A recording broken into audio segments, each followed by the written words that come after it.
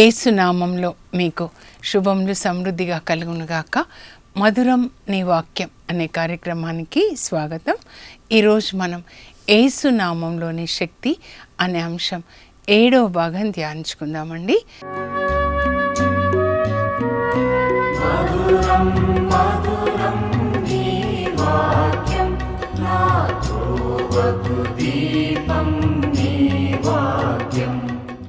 ఈరోజు యేసు ప్రభు యొక్క పునరుత్థాన శక్తి మనకి ఏ ఆశీర్వాదాలు తీసుకొని వస్తుందో ధ్యానించుకుందాము. మరి యోహాను సువార్తలో యేసు ప్రభు చేసిన 7 అద్భుతాలు మనం ధ్యానించుకుంటున్నాం కదా. మీరు కూడా మరొకసారి చెప్పాలి. నీటిని ద్రాక్షరసంగా మార్చారు, 5,000 మందికి ఆహారం ఇచ్చారు, నీటి మీద నడిచారు, మరి గ్రుడ్డివానికి కళ్ళిచ్చారు. ఈరోజు మరణించిన లాజర్ని లేపుతున్నారన్నమాట.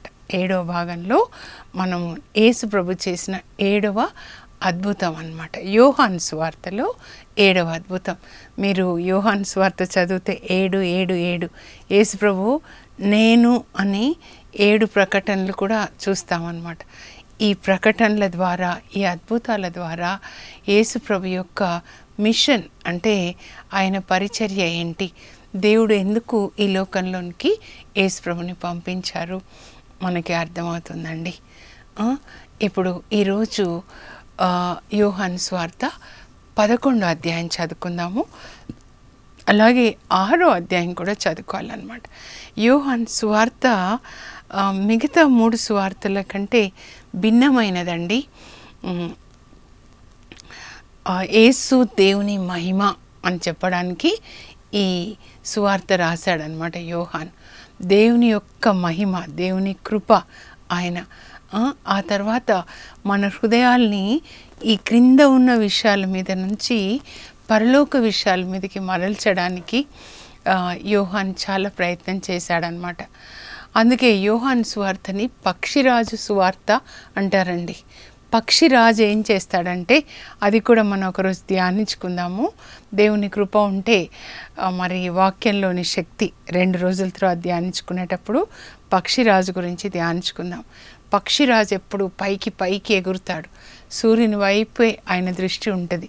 ఆ పక్షి జీవమున్న వాటినే భుజిస్తుంది అన్నమాట. మనం కూడా పక్షిరాజులాగా మన దృష్టి క్రింద వాటి మీద కాకుండా పైన వాటి మీద ఉంచాలన్నమాట. అక్కడి నుంచి యేసు ప్రభు ఈ లోకానికి వచ్చారు, ఏం చేశారు, ఎందుకొరకు వచ్చారు, దాన్ని మనం పొందాలి. ఏ ఆశీర్వాదాలు మనకి ఇవ్వడానికి వచ్చారో ప్రతి ఒక్కరూ పొందాలన్నమాట. ఆయన మన కొరకు సిలువలో మరణించారు. ఆయన సిలువ మరణం ద్వారా మనందరికీ పాపక్షమాపణ. ఒక్కరి సిలువ మరణం ద్వారా మనందరికీ పాపక్షమాపణ. లోక పాపములను మోసుకొని పోవు దేవుని యొక్క గొర్రె పిల్ల అన్నమాట యేసు ప్రభు. యెషయా 53 మీరు చదివితే 10వ వచనంలో ఆయన మరణము పాప పరిహార బలి ఆయనో, మనందరి కొరకు అన్నమాట. ఎందుకంటే 1 పేతురు 2:24 పేతురు రాస్తాడు, మనందరము పాపమునకు మరణించి నీతికి జీవించినట్లుగా యేసు మనందరి పాపాలు తన మీద వేసుకొని సిలువకి చేర్చాడు. ఆయన పొందిన దెబ్బల ద్వారా మనకు స్వస్థత. ఆ తర్వాత యేసు ప్రభు పరలోకానికి వెళ్ళి తండ్రికి తన రక్తాన్నిచ్చి మన పాపాలని క్షమించమని తండ్రికి విన్నవించి మనకి పరిశుద్ధ ఆత్మనివ్వమని ఆయన ప్రార్థించారు.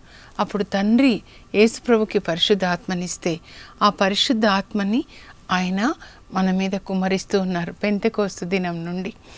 అయితే ఆయన మరణం ద్వారా మనకి పాపక్షమాపణ. ఈరోజు మన అంశం ఏంటంటే ధ్యానాంశము, ఆయన పునరుత్థానం ద్వారా మనకి వచ్చే ఆశీర్వాదం ఏంటి. యోహాను సువార్త 11వ అధ్యాయంలో యేసు ప్రభు లాజరు మరణించినప్పుడు బెతానియా గ్రామానికి వెళ్ళి 4వ రోజు యేసు ప్రభుని ఆయన లేపుతారండి. అయితే యేసు ప్రభు శరీరంలో మరణించిన వాళ్ళని లేపడానికి ఈ లోకానికి రాలేదండి, ఆత్మలో మరణించిన వాళ్ళని లేపడానికి వచ్చారన్నమాట. అందువల్ల మీరు ఎఫెసీ 2వ అధ్యాయంలో చూస్తే 4-5 వచనాలు మెల్లగా చదువుకొనండి. దేవుని యొక్క కృప అపారమైనది. ఆయన ప్రేమ అనంతమైన ప్రేమ, మన కొరకు ప్రాణం ఇచ్చే ప్రేమ అన్నమాట. మనము పాపము చేసి ఆత్మలో మరణించి ఉండగా ఆ తండ్రి దేవుడు యేసుక్రీస్తునందు మనల్ని మరలా బ్రతికించాడు. అంటే పాపం చేసినప్పుడు మన ఆత్మ మరణిస్తుందండి, కానీ యేసుక్రీస్తు ద్వారా ఆ ఆత్మ తిరిగి లేస్తుందన్నమాట. అది ఇక్కడ లాజర్ని లేపడం ద్వారా ప్రభు మనకి బోధించేదన్నమాట. యోహాను సువార్తలో మీరు చూస్తే 6వ అధ్యాయంలో 5,000 మందికి ఆహారం ఇస్తారు కదా. అంటే ఆహారము శరీరానికి లాగా మనం చూడొద్దు, ఆత్మ సంబంధమైన ఆహారం. అలాగే గుడ్డివానికి కళ్ళు ఇస్తారు కదా, అయితే అది కూడా ఈ శరీరానికి సంబంధించినలాగా చూసుకోవద్దు. ఆత్మ సంబంధమైన గుడితనాన్ని తొలగించి మన ఆత్మ కన్నులు తెరవడానికి యేసుప్రభు వచ్చారనమాట. ఎఫెసీ 1:18 పౌలు ప్రార్థన చేస్తాడు, ప్రభువా వీళ్ళ మనోనేత్రాలు తెరిచి బైబిల్ గ్రంథంలో యేసు ప్రభు యొక్క వాక్యంలో ఉన్న వెలుగుని చూసేలాగా వీళ్ళ మనోనేత్రాల్ని తెరవండి అంటాడనమాట. అసలైన ప్రార్థన అదే. సో యోహాను సువార్తలు మీరు చదివేటప్పుడు నీటిని ద్రాక్షరసంగా మార్చిన మన హృదయంలో ప్రేమ లేనితనాన్ని, స్వార్థాన్ని తీసేసి ప్రేమని పెట్టాలి. అలాగే ఆత్మ సంబంధమైన గుడ్డితనాన్ని తొలగించి మన ఆత్మ కన్నులు తెరవాలి. సౌలు చూడండి, ఆత్మ సంబంధమైన గుడ్డితనంతో యేసుప్రభుని చూడలేకపోతాడు, కానీ ఆయన కంటి పొలుసులు రాలిపోతాయి. యేసుప్రభు దర్శించిన తర్వాత, అననీయ ప్రార్థించిన తర్వాత, అపోస్తల కార్యాలు 9:18 ఈరోజు మనందరి కంటి పొలుసులు రాలిపోయి పరిశుద్ధ గ్రంథంలో యేసుప్రభు వెలుగును చూచినట్లుగా పరలోక తండ్రి మనకి పరిశుద్ధ ఆత్మను దయచేదురుగాక. నా ప్రార్థన 24 గంటలు ఇదేనండి. దేవుడు మనకి పరిశుద్ధ ఆత్మనిచ్చి మన ఆత్మ కన్నులు తెరిచి బైబిల్ గ్రంథంలో దేవుని యొక్క వెలుగు, యేసుప్రభు యొక్క వెలుగు, ఆయనను మనం చూడాలన్నమాట. ఇంకా యోహాను సువార్త 11వ అధ్యాయానికి వద్దామండి. మిగతా అంతా కూడా మీకు తెలుసు, బ్రీఫ్గా మనం దాన్ని ధ్యానిస్తే మీరు చదువుకోనండి. యేసు ప్రభు గలిలయలో ఉంటారండి. తర్వాత ఇక్కడ బెతానియా ఏంటంటే యెరూషలేంకి 2 మైళ్ళ దూరంలో ఉంటుంది, ఓలివ కొండకి దగ్గరలో అన్నమాట. అది మార్తా మరియా లాజరు వాళ్ళ ఊరు. యేసు ప్రభు వాళ్ళని ప్రేమిస్తున్నారు అని యోహాను 11:5 రాయబడి ఉంటుందండి. చూడండి ఎంత చక్కని మాట, మీరు అలా చదువుకోవాలి. యేసు ప్రభు మరియా, మార్తా, లాజర్ని ప్రేమించారు, అలా చదువుకోవాలి. యేసు ప్రభు నన్ను, నా భర్తని, నా పిల్లల్ని ప్రేమించారు, మా అందరినీ ప్రేమించారు. అలా మా తోడ పుట్టిన వాళ్ళని, మా అత్తగారు వాళ్ళని, స్కూల్లో టీచర్లని, అందరినీ, చర్చిలో అందరినీ ప్రేమించారు. అలా చదువుకోవాలి. యేసు ప్రభు మరియా, మార్తా, లాజరులను ప్రేమించెను అని రాయబడి ఉంటుందండి. ఒక కుటుంబంలో ముగ్గురు అన్నమాట. అంటే వాళ్ళ అమ్మ నాన్న మరణించి ఉంటారు. ఇక్కడ ముగ్గురు, మార్తా, మరియా, లాజర్, ముగ్గురు ఉన్నారన్నమాట. కానీ వాళ్ళ ఇంటిని, వాళ్ళ జీవితాల్ని యేసు ప్రభు సేవకిస్తారు. కనుక యేసు ప్రభు ఈ బెతానియా గ్రామానికి వచ్చినప్పుడు వీళ్ళ ఇంట్లోనే సువార్త బోధించేవాళ్ళు అన్నమాట. వచ్చిన వాళ్ళకి భోజనాలు, యేసు ప్రభుకి ఆయనతో వచ్చిన 12 మంది శిష్యులకి భోజనాలు. ఇప్పుడు మీరు అక్కడికి వెళ్తే అక్కడ బెతానియా గ్రామంలో వీళ్ళ ఇల్లు చర్చ్ అన్నమాట, సెయింట్ లాజరస్ చర్చ్. ఆయన సమాధి కూడా ఖాళీగా ఉంటుంది. యేసుప్రభు ఆయనను లేపుతాడు కదా, యేసుప్రభు సమాధి కూడా ఖాళీగా ఉంటుందండి. ఈ 2 సమాధులే ఖాళీగా ఉంటాయన్నమాట. ప్రత్యేకంగా ఈ కుటుంబము యేసు ప్రభుకి వాళ్ళని సమర్పించుకున్నారు. వాళ్ళ ఇల్లు, వాళ్ళ ఆస్తే కాదు, వాళ్ళ జీవితాన్ని సమర్పించుకున్నారు. ఇలాంటి సమయంలో యేసు ప్రభు వీళ్ళ ఇంటికి వెళ్తున్నారు. అక్కడ సువార్త బోధన వాళ్ళ ఇంట్లో జరుగుతుంది. ఆ ఖర్చంతా వాళ్ళు భరిస్తున్నారు. ఇలా ఉన్నప్పుడు ఒకసారి లాజర్కి జబ్బు చేస్తుందండి. అప్పుడు వాళ్ళు యేసు ప్రభుకి వర్తమానాన్ని పంపిస్తారు. మీరు ప్రేమిస్తున్నటువంటి మా సోదరుడు లాజరు వ్యాధిగ్రస్తుడైనాడు. ప్రభు వెంటనే ఏమంటారంటే, ఈ వ్యాధి మరణం కొరకు రాలేదు, ఈ వ్యాధి దేవుని మహిమ కోసం, ఇందు మూలముగా దేవుడు మహిమపరచడానికి. మీలో ఎవరికైనా ఇలా దేవుని సేవ చేస్తూ మీ జీవితాల్ని సమర్పించుకొని మీ ఆస్తి అంతా కూడా ప్రభు కోసం ఇస్తున్నప్పుడు మీరు అనారోగ్యంగా ఉంటే మీకు కూడా ఈరోజు ప్రభు మాట్లాడుతున్నారు, మీకు వచ్చిన వ్యాధి మరణం కొరకు కాదు, దేవుని యొక్క మహిమ కొరకు. కనుక విశ్వాసంగా ఉండండి. ఆ తర్వాత లాజరు మరణిస్తాడు, సమాధి చేస్తారు. 4 రోజుల తర్వాత యేసు ప్రభు మరి ఇక్కడ నుంచి గలిలియా నుంచి ఇక్కడికి వచ్చేస్తాడనమాట, బెతానియాకు వస్తారు. ఇంకా ప్రభు వస్తున్నారని వినగానే మార్తమ్మ ప్రభు దగ్గరికి వెళ్తుందండి. ఇంకా బాగా వెళ్తుందనమాట. వెళ్ళి ప్రభుని కౌగిలించుకొని ఏడుస్తుండొచ్చు, ప్రభు మీరు ఇక్కడ ఉండుంటే మా సోదరుడు మరణించి ఉండేవాడు కాదు, అయినా ఇప్పుడు కూడా మీరు ఏది అడిగినా దేవుడు మీకు ఇస్తారని నాకు తెలుసు ప్రభు. అప్పుడు ప్రభు అంటారు, మీ సోదరుడు మరలా లేచును. అవును ప్రభు, పునరుత్థాన సమయంలో నా సోదరుడు లేస్తాడని నాకు తెలుసు అంటుందన్నమాట. అంతిమ దినాన అందరినీ దేవుడు లేపుతారు కదా, వాళ్ళ నమ్మకం, యూదుల నమ్మకం అన్నమాట. ఏంటంటే మెస్సయ్య వచ్చినప్పుడు రెండవ మారు ఆయన ఓలివ కొండ మీదకి వస్తాడండి. జకరియా 14:4 ఉంటుంది. అప్పుడు మరణించిన వాళ్ళందరినీ లేపుతారని ఈ ఓలివ కొండ ప్రక్కనే యూదుల సమాధులు ఉంటాయండి. ఆ స్థలం వాళ్ళు ఎంత డబ్బు ఇచ్చి కొనుక్కుంటారు సమాధి చేయడానికి మరణించిన వాళ్ళని. ఎందుకంటే ప్రభు ఓలివ కొండ మీదకి వస్తారు, వచ్చినప్పుడు వీళ్ళని లేపుతారు సమాధుల్లోంచి అన్నమాట. అందుకని ఆమె అంటుంది మార్తమ్మ, అవును ప్రభు, అంతిమ దినాన నా సోదరుడు మరలా లేస్తాడని నాకు తెలుసు. అప్పుడు ప్రభు అన్న మాట అండి మన హృదయాల్లో ఉండాలి. యోహాన్ 11:25, నేనే పునరుత్థానమును జీవమును.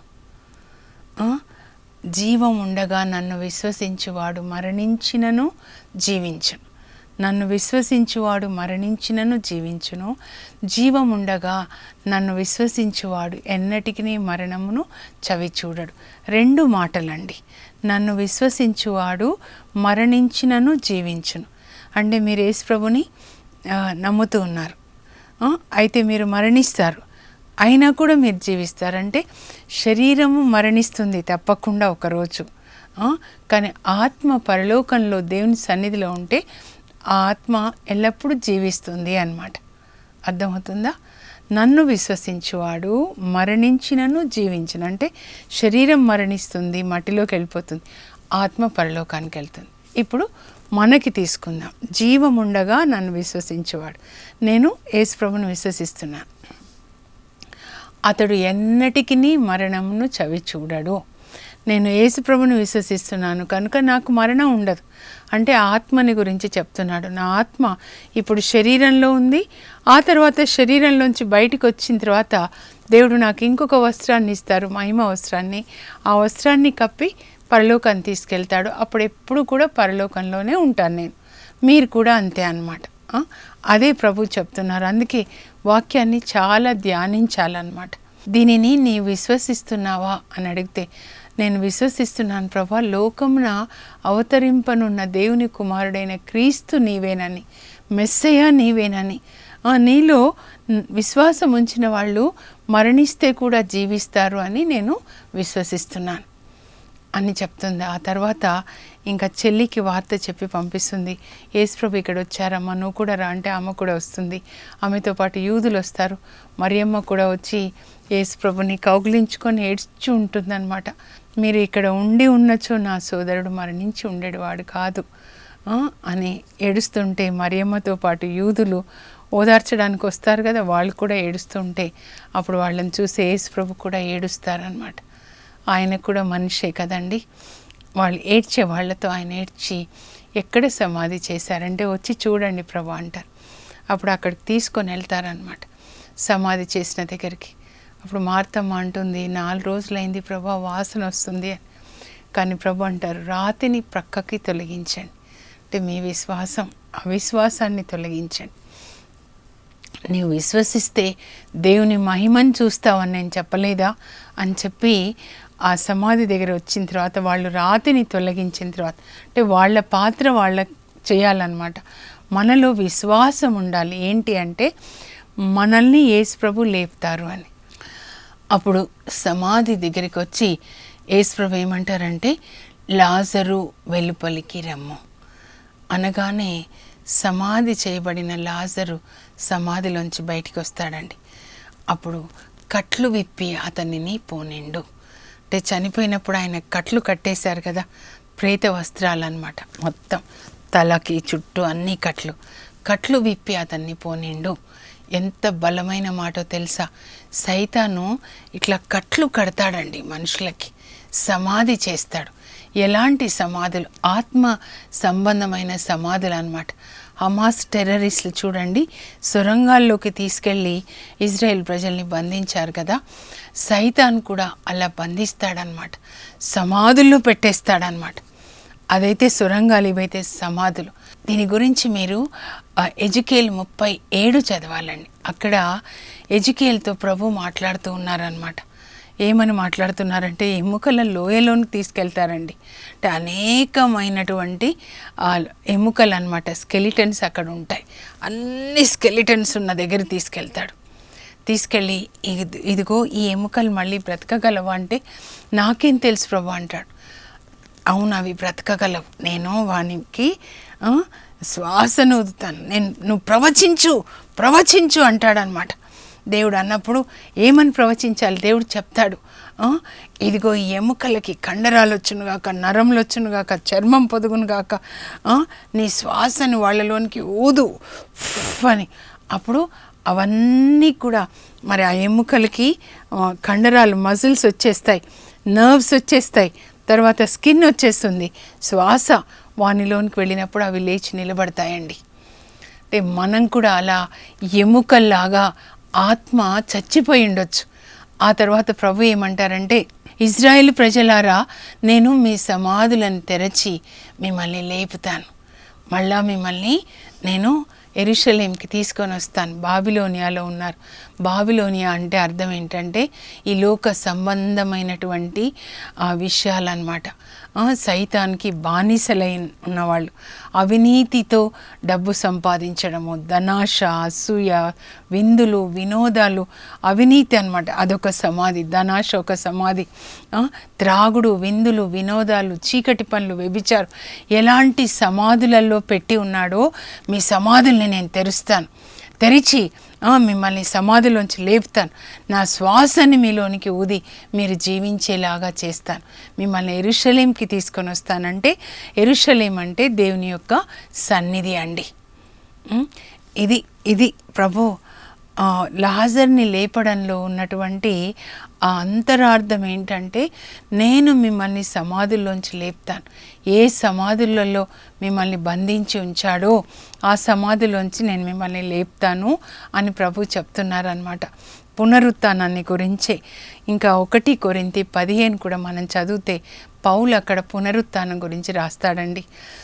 పౌలు ఏం రాస్తాడు అంటే, 4 సువార్తల్లో 3 సువార్తలు, మత్తయి, మార్కు, లూకా, యేసు ప్రభు పుట్టుక, ఆ తర్వాత యేసు ప్రభు బోధన, అద్భుతాలు, శిలువ మరణం, పునరుత్థానం వరకు రాస్తారు. ఇంకా యోహాన్ కూడా అదే రాస్తాడు, కానీ ఆయనదంతా వేరుగా ఉంటుంది అన్నమాట. పరిశుద్ధాత్మని పొందాలి, తిరిగి జన్మించాలి, దాని మీద ఉంటుంది. అయితే పౌలేం రాస్తాడు? అపోస్తల కార్యాల తర్వాత చూస్తే రోమా పత్రిక నుంచి పౌలేం రాస్తాడంటే, యేసు ప్రభు శిలువ మరణం ద్వారా, పునరుత్థానం ద్వారా మనకు ఏ ఆశీర్వాదాలు వచ్చాయి అని రాస్తాడండి. ఇప్పుడు ఇక్కడ 1 కొరింథీ 15లో పునరుత్థానాన్ని గురించి రాస్తాడనమాట. యేసు ప్రభు పరిశుద్ధ గ్రంథంలో రాయబడినట్లుగా మన పాపముల కొరకు ఆయన శిలువలో మరణించాడు. పరిశుద్ధ గ్రంథమున రాయబడినట్లుగా ఆయన సమాధి చేయబడి లేచాడు. తిరిగి లేచిన తర్వాత పేతురుకి, అపోస్తలకి కనిపించాడు. ఒకేసారి 500 మంది కనిపించాడు. తర్వాత అకాలమందు జన్మించినట్లున్న నాకు కూడా కనపడ్డాడు. నేను అపోస్తలందరిలో కూడా అల్పుడను, ఎందుకంటే క్రీస్తు సంఘాన్ని నేను హింసించాను. అయినా కూడా దేవుడు దయతో నాకు కూడా కనిపించాడు, నన్ను కూడా సేవకు పిలిచాడు అని చెప్తాడనమాట. చెప్పి ఏం చెప్తాడంటే, దేవుడు ఎందుకు యేసు ప్రభుని మరణం నుంచి లేపాడు అంటే మరణంలో నిద్రిస్తున్న మనందరినీ కూడా లేపుతాను అని చెప్పడానికి అన్నమాట. ఒక్క యేసు ప్రభు మరణము మనందరికీ పాపక్షమాపణ అయితే, ఒక్క యేసు ప్రభు పునరుత్థానము మనందరికీ పునరుత్థానం అండి. పాత నిబంధనలో మరణించిన వాళ్ళందరూ ఆదాము దగ్గర నుంచి యేసు ప్రభు వరకు 4000 సంవత్సరాలండి. ఆదాము 4000, నోవా 3000, అబ్రహాం 2000, దావీదు 1000, ఇంకా యేసు ప్రభు పుట్టారు. ఎవ్వరు కూడా పరలోకానికి వెళ్ళలేదు. వాళ్ళు ఒక చోట నిద్రిస్తుంటారు. అందుకే రెస్ట్ ఇన్ పీస్ అంటారనమాట. ఆ స్థలాన్ని పరదేశు అంటారండి. అందుకే కుడి ప్రక్క దొంగవాడు యేసు ప్రభు, తండ్రి వీరేం చేయుచున్నారో వీరెరుగరు కనుక వీరిని క్షమించండి అన్నప్పుడు కుడి ప్రక్క దొంగవానిలో మార్పు వస్తుందండి. ఈయనని ఇంత హింసించి సిలువ వేశారు, ముళ్ళ కిరీటాన్ని పెట్టారు, ఉమ్మి వేస్తున్నారు, ఇంత హింసిస్తుంటే తండ్రి వీరేం చేయుచున్నారో వీరెరుగరు కనుక వీరిని క్షమించండి అని ప్రార్థిస్తున్నాడు. అంటే తండ్రి అని పిలుస్తున్నాడంటే ఈయన దేవుని కుమారుడే అని. అప్పుడు నన్ను జ్ఞాపకం చేసుకో యేసు, నీవు నీ తండ్రి రాజ్యంలో ప్రవేశించినప్పుడు ఏమని మాట్లాడుంటాడండి కుడి ప్రక్క దొంగవాడు. వాళ్ళని ఉదయం 9 గంటలకి సిలువ వేస్తే మధ్యాహ్నము 12 నుంచి మాట్లాడుతున్నారు యేసు ప్రభు 3 వరకు అన్నమాట. ఏమని మాట్లాడి ఉంటాడు? కొంచెమే బైబిల్లో రాస్తారు. నేను ఎన్నో పాపాలు చేశాను యేసయ్య. చాలా పెద్ద గజ దొంగలు అన్నమాట, హత్యలు చేసి ఉంటారు. అందువల్లనే నాకు ఈ సిలువ మరణం. ఎలాగూ ఈ శరీరం మరణించబోతుంది, కానీ నేను చేసిన పాపం వల్ల నా ఆత్మ నరకానికి వెళ్ళొద్దయ్యా. నువ్వు పరలోకానికి వెళ్ళినప్పుడు నన్ను కూడా జ్ఞాపకం చేసుకోవా, నన్ను తీసుకొని వెళ్ళవా అని ఉంటాడు. అప్పుడు ప్రభు అంటారు, నేడే నీవు నాతో కూడా పరదేశులో ఉంటావు. యేసు ప్రభు మరణించిన తర్వాత తనతో పాటు పరదేశికి తీసుకొని వెళ్ళిన వ్యక్తి ఎవరు అని అంటే కుడిప్రక్క దొంగవాడండి. ఆయనకి క్షమాపణ లభించింది, పరదేశికి వెళ్ళారు. అక్కడ ఏం చేశారు యేసు ప్రభు? 1 పేతురు 3 మీరు చదవాలి, 19 నుంచి చదివితే ఆయన పాతాళమునకు దిగి అని ఉంటుందన్నమాట. మనం విశ్వాస సంగ్రహంలో కూడా చెప్తాం, సిలువలో మరణించిన తర్వాత దిగి అక్కడ ఆత్మలకి బోధించారనమాట. ఆదాము లెండి, అవ్వ లెండి, నిద్రపోతున్నారు కదా, అందరినీ లేపుతారనమాట. పరదేశంలో అందరినీ లేపి మీ పాపంలో కొరకు నేను సిలువలో వెల చెల్లించాను, నా గాయాలు చూడండి. వాళ్ళకి ఎంత సంతోషం. ఇప్పుడు మీ అందరినీ పరలోకానికి తీసుకెళ్తా. అప్పుడు యేసు ప్రభు ముందు పరలోకానికి వెళ్ళి తర్వాత వాళ్ళని తీసుకొని వెళ్ళారు.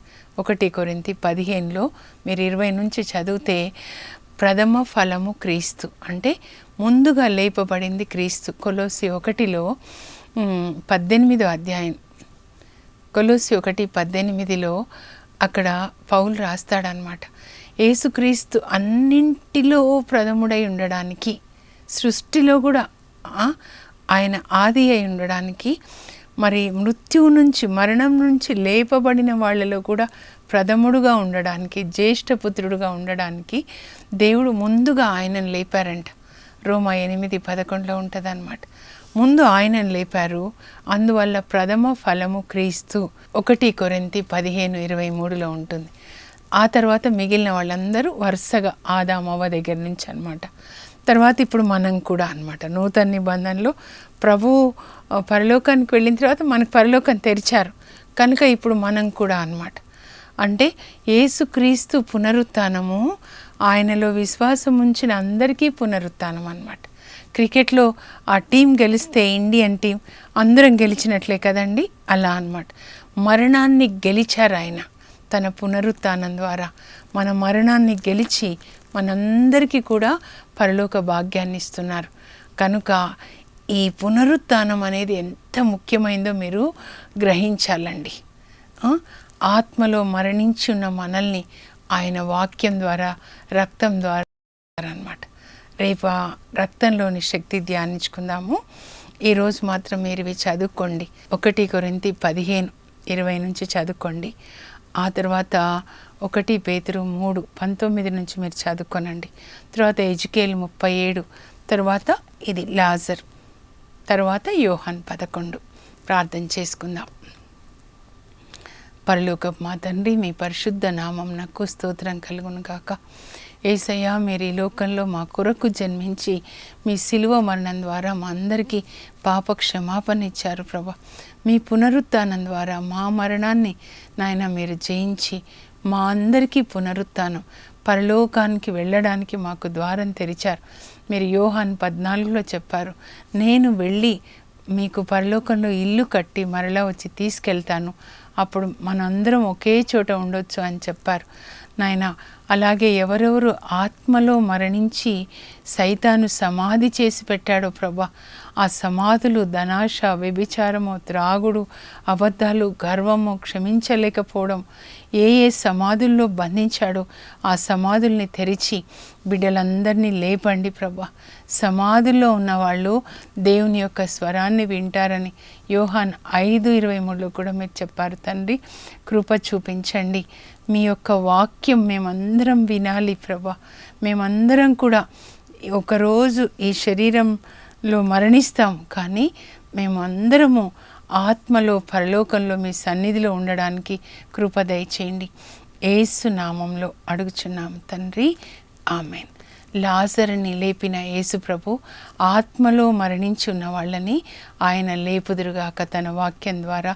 అలాగే మనందరికీ కూడా ఆయన నిత్య జీవాన్ని దయచేదురుగాక. God bless you. Have a blessed day.